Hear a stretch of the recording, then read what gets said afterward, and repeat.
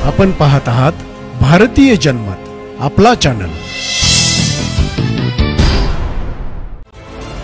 भारतीय संघ जुलै अखेरीस श्रीलंका दौऱ्यावर जाणार आहे। या दौऱ्यासाठी लवकरच बीसीसीआय भारतीय संघाची घोषणा करणार आहे। या दौऱ्यावर भारतीय संघात काही बदल पाहायला मिळणार आहे। टीम इंडियाचा संपूर्ण सपोर्ट स्टाफ नवा असणार आहे, तर भारतीय संघाचे नवे मुख्य प्रशिक्षक म्हणून गौतम गंभीर यांची पहिली परीक्षा असणार आहे। याचबरोबर आतापर्यंत श्रीलंका दौऱ्याबाबत बातम्या येत होत्या की कर्णधार रोहित शर्मा आणि विराट कोहलीला विश्रांती दिली जाऊ शकते, परंतु आता रोहित शर्माच्या पुनरागमनाबाबत एक मोठी अपडेट समोर आली आहे। भारत T20 वर्ल्ड चॅम्पियन ठरल्यानंतर विश्वचषकानंतर लगेच रोहित शर्माने T20 आंतरराष्ट्रीय क्रिकेटमधून निवृत्तीची घोषणा केली होती। रोहित एकदिवसीय आणि कसोटी क्रिकेटमध्ये खेळत राहणार असला तरी शर्माचा श्रीलंका दौरा वन डे मालिकेत खेळण्याबाबत निश्चितता नव्हती, पण आता रिपोर्टनुसार रोहित शर्मा श्रीलंकेविरुद्धची वन डे मालिका खेळणार असल्याचे म्हटले जात आहे। भारतीय संघाचे नवीन प्रशिक्षक गौतम गंभीर यांची भारताचे सर्व दिग्गज खेळाडू म्हणजेच रोहित शर्मा, विराट कोहली आणि जसप्रीत बुमराह यांनी तिन्ही फॉर्मॅटसाठी उपलब्ध असावे अशी इच्छा व्यक्त केली आहे। ICC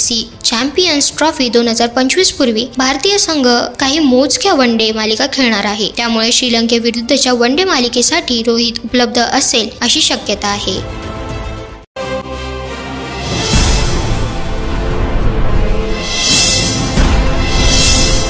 आपण